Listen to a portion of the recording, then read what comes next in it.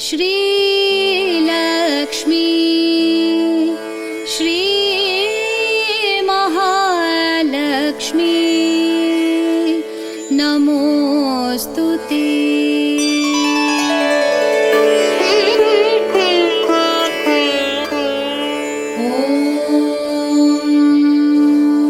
श्रीलक्ष्मी श्रीमहालक्ष्मी क्षीरसागर कन्यका उत्तिष्ठ हरिसंप्रीते भक्तानां भाग्यदायिनी। श्रीलक्ष्मी श्रीमहालक्ष्मी क्षीरसागर कन्यका उत्तिष्ठ हरिसंप्रीते भक्तानां भाग्यदायिनी। उत्तिष्ठोत्तिष्ठ श्रीलक्ष्मी विष्णुवक्षस्थलालये उत्तिष्ठ करुणापूर्णे लोकानां शुभदायिनी।